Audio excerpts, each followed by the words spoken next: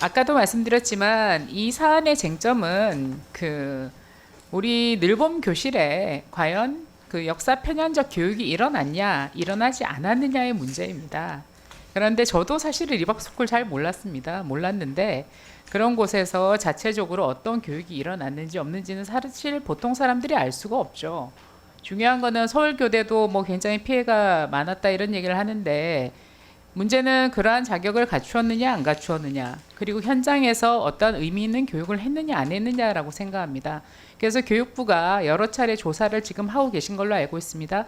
현안 질의 때는 한 11명 정도 관련 있는 교사들이 있었다고 했고, 최근에 2차 조사까지 하신 걸 보니까 159명 정도라고 제가 보고자료에 있는 걸로 알고 있습니다.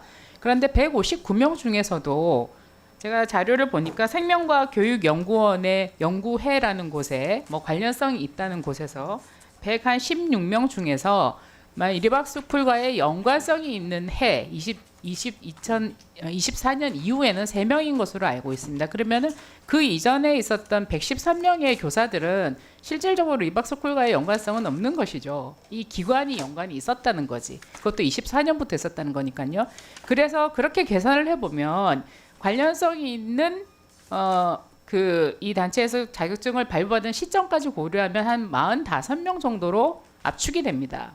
그런데 제가 교육부에 당부하고 싶은 것은 이러한 것을 대외적으로 표명하실 때 정확하게 해서 학부모님들께서 오해하시지 않으시도록 해야 되고, 이러한 과정에서 사실을 밝히는 건 중요하지만 침소봉대되거나 선전선동이 되어서는 안 된다고 생각합니다.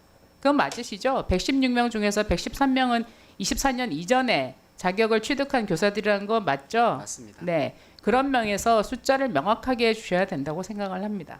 그래서 추가적으로도 그때 저희가 질의했을 때 어떤 과목을 어떤 과목 수업을 했냐 했을 때 두근두근 실험과학 오감으로 느끼는 미술 교육이라고 얘기했습니다. 이 과목명을 듣고 많은 사람들이 굉장히 실소를 금하지 못했죠.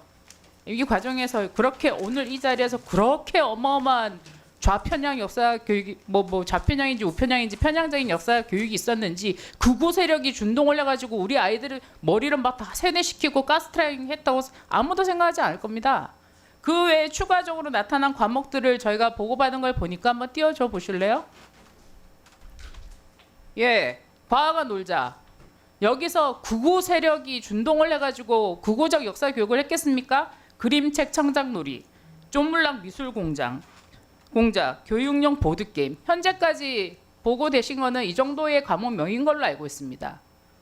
이것을 가지고 우리 국민들이, 우리 학부모님들이 너무나 걱정하실 수밖에 없도록 청문회장까지 끌고 온다는 것은 저는 굉장히 이거는 행정력 낭비라고 생각을 합니다. 경찰에서 조사도 하고 있는데. 그 외에 학부모로부터 아니면은 현장에서 그런 편향적 역사 교육이 있었다는 보고 받으신 적 있습니까, 차관님? 현재까지 없습니다. 네. 이 청문회를 지켜보시는 모든 관계자분들께 명확하게 말씀드리겠습니다. 과목명은 제가 알려드렸고, 그러한 편향적인 역사 교육이나 극우 세력이 학교에 침투해서 그러한 형태의 교육이 일어났다는 사실도, 제보도, 신고도 현재는 없다는 것을 이 청문회가 명확히 밝혀드립니다.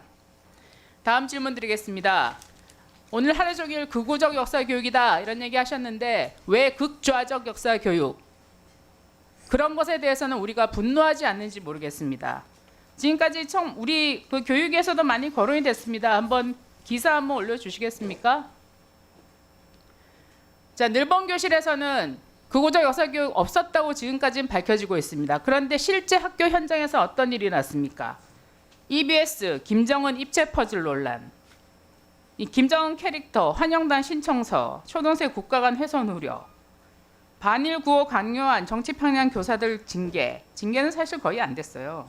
그 다음에 김일성 처생가가 가고 싶은 관광지, 조희영 교육감 시절 교육자료가 곳곳에 친북 색채 논란이 있었다. 간첩단 사건 연루된 정교조. 왜 이럴 때 우리는 분노하지 않았을까요? 분노하는 국민들은 많으셨겠죠. 그때 이렇게 현안 질의하고 청문회 열고 했을까요? 다음 페이지 보여주시겠습니까? 자, 2018년 EBS 미디어가 출시한 한반도 평화시대를 여는 지도자. 그러면 보충 질의 안 하실래요? 네, 그러세요. 1분 더 드리세요. 네네. 세계 최연소 국가원수 김정은 이런 거는 교육 현장에 EBS 교육 자료로 버젓이 출시되었던 것입니다. 다음 페이지 보여주시죠. 이거는 서울시 교육청이 조희연 교육감 시절에 발간했던 교육 자료입니다. 굉장히 소프트하게 친북적인 의식을 가질 수 있게 만드는 자료들이죠.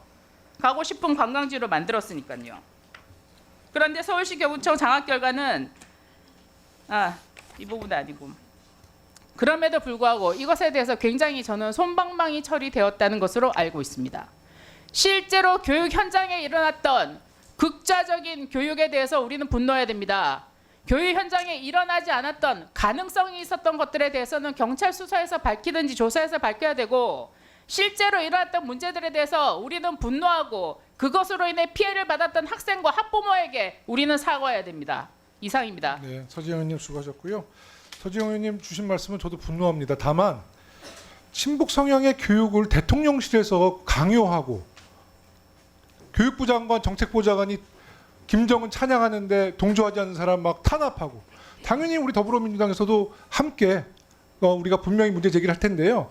사실 그 주신 말씀 친북 성향의 교육은 당연히 뿌리 뽑아야 된다는 거 공감하는데 권력층에서 이런 것을 집단적으로 강요하고 우리 교육 현장에 뿌리를 내리려는 세력은 더불어민주당에서도 함께 막아내겠습니다.